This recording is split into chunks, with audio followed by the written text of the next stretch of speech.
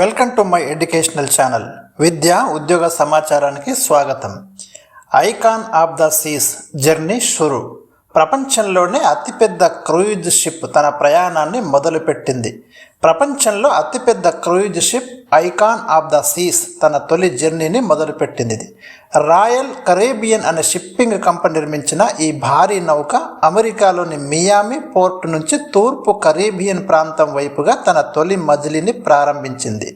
ఇది ప్రపంచంలో అతిపెద్ద క్రూయిజ్ షిప్ అని పేర్కొంటున్నాను.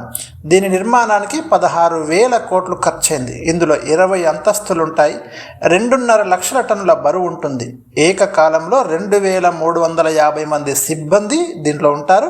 7,600 మంది టూరిస్టులతో తన ప్రయాణాన్ని ఇది ప్రారంభించింది. 7 రోజుల పాటు మొట్టమొదటి ట్రావెలింగ్ చేయనుంది. టూరిజం డెవలప్మెంట్ ఫోకస్తో నిర్మించిన ఈ షిప్ బీచ్ రిట్రీట్లు, రిసార్ట్ ఎస్కేపులు, థీమ్ పార్క్ అడ్వెంచర్లను ప్రధానంగా కనెక్ట్ చేయనుంది.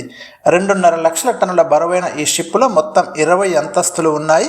ఈ నౌకలోని అంతస్తులన్నీ కలిపి చూడటానికి బర్త్డే కేకుల ఆకుపచ్చ, గులాబీ, నీలం, నారింజ రంగులమయంగా ఉన్నాయి. ఈ నౌక నిర్మాణానికి దాదాపు 16,000 కోట్లు ఖర్చయినట్లు తెలుస్తుంది. దీనికి జనవరి 23న ఐకాన్ ఆఫ్ ద సీస్ అని నామకరణం చేసిన రోజున మియామిలో నిర్వహించిన కార్యక్రమంలో Argentina soccer star Lionel Messi కూడా పాల్గొన్నారు. ఇది ఈ భారీ క్రూయిజ్ షిప్ నౌకకు సంబంధించినటువంటి వివరాలు.